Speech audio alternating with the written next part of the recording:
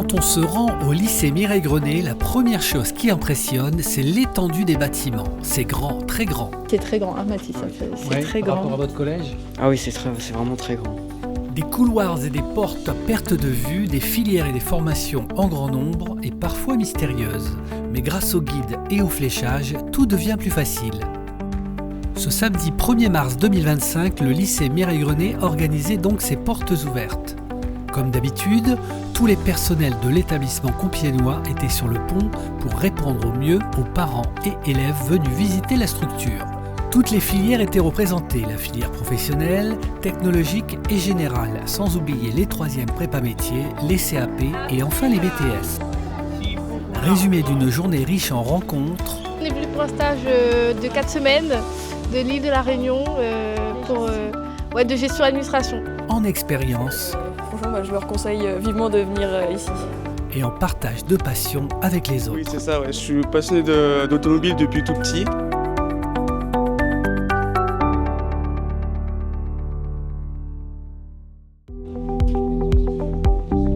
Elias est en 4e au collège. Avec sa maman, ils sont allés à la rencontre des enseignants de la section mécanique auto pour répondre à toutes leurs nombreuses interrogations. Elle a répondu à toutes nos questions et aux interrogations justement sur ce qu'on ne comprenait pas trop, tout ce qui était filière professionnelle et bac pro. Moi je suis issue d'un milieu général donc c'est complètement tout à fait inconnu. Donc oui, non, tout à fait. Plus d'idées là en mécanique, etc. Ça va, j'aime bien. Parce qu'il n'y a pas longtemps je suis parti faire une porte ouverte à Montataire. J'aimais bien aussi là-bas, c'est pour ça l'hésitation. Mathis, quant à lui, est déjà en mécanique auto. Pour les portes ouvertes, il a présenté aux visiteurs ce qu'il a réalisé avec son père, rénover un Citroën Type H de 1964. C'était un ancien pompier en Bretagne qu'on a récupéré il y a 20 ans et on l'a restauré maintenant il y a 1 an.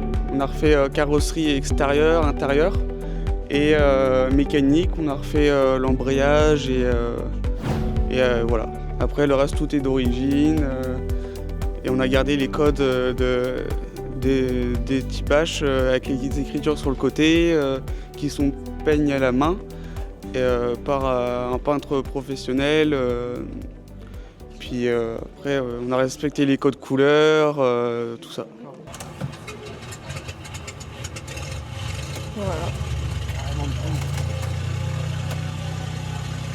Voilà, donc là on démarre.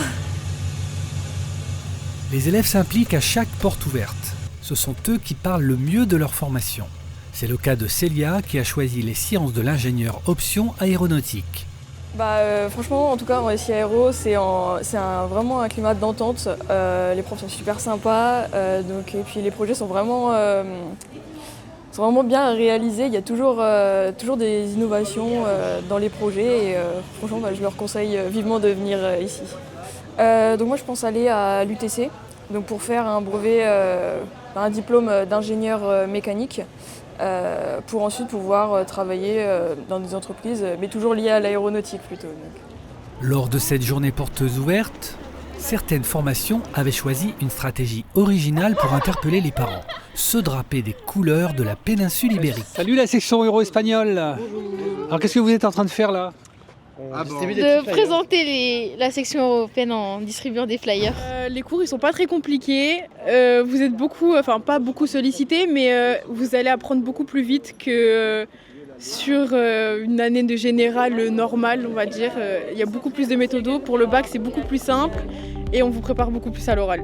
La nouveauté cette année pour les portes ouvertes 2025, c'est l'ouverture d'un nouveau BTS en alternance, le BTS NDRC. Mais c'est quoi NDRC ? Négociation et digitalisation de la relation commerciale offrirait aux étudiants la possibilité de se former en tant que vraiment commercial, expert de la relation client. Si donc on devait le comparer au CCST qui propose une formation à 50% technique et à 50% commercial, le NDRC qui se ferait exclusivement en alternance proposerait une expertise commerciale axée sur la relation client, comme je viens de vous le dire, qui destinerait donc nos élèves à travailler, par exemple, chez WebHelp, en call center. Lors des portes ouvertes, les parents ont pu apercevoir un groupe d'élèves fort sympathiques, venus de très très loin. On est venu pour un stage de 4 semaines de l'île de la Réunion de gestion administration. On est arrivé le 7 février. Ouais. Et donc Compiègne, vous connaissez cette ville? Non du tout, non, on ne connaissait pas avant, non. Maintenant on connaît, on a découvert la ville quoi. Qu'on rapporte du soleil, on a la bonne humeur et voilà quoi. Ethan est lui aussi un dynamique élève de l'établissement compiègnois. Il fait partie de la web radio du lycée. Micro en main, il devait réaliser un sujet sur cette journée pour la prochaine émission. Demande des questions sur la spécialité, leur spécialité et ensuite ce qu'ils font, le parcours qu'on peut faire à la suite. Aussi j'ai interviewé quelques élèves, mais surtout que là je devrais essayer d'interviewer des visiteurs. Car les portes ouvertes sont souvent adressées aux visiteurs qui cherchent à inscrire leur fils ou peut-être aux élèves de seconde qui essayent de trouver une spécialité.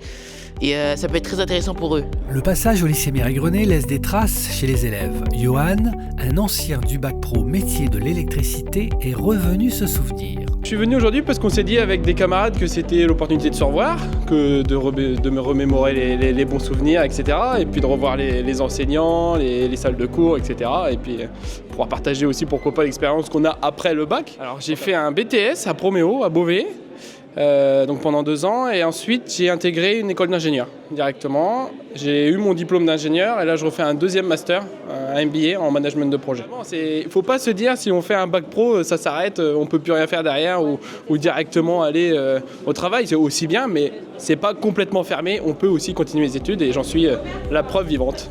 Le mot de la fin pour cette version 2025, celle de Martine Miquel, adjointe au maire de la ville de Compiègne et conseillère régionale des Hauts-de-France, ravie de sa visite dans l'établissement compiègnois. C'est donc la compétence essentielle de la région et dans le cadre de cette politique voulue par le président Xavier Bertrand, je suis donc aujourd'hui au lycée Mireille-Grenet pour la journée porte ouverte. Le lycée Mireille-Grenet, c'est 3 lycées à la fois. C'est un des plus grands lycées de Compiègne, un lycée général, un lycée technologique et un lycée professionnel. Et je dois dire avec une ambiance très saine, j'ai vu des professeurs avec le sourire et des élèves également avec le sourire. Une journée réussie pour tous et des parents rassurés sur l'avenir de leurs enfants. Tels étaient les objectifs de cette journée portes ouvertes. Le site internet du lycée Mireille-Grenet vous permettra de découvrir les différentes formations proposées et les modalités d'inscription. Merci à toute la communauté éducative du lycée compiègnois.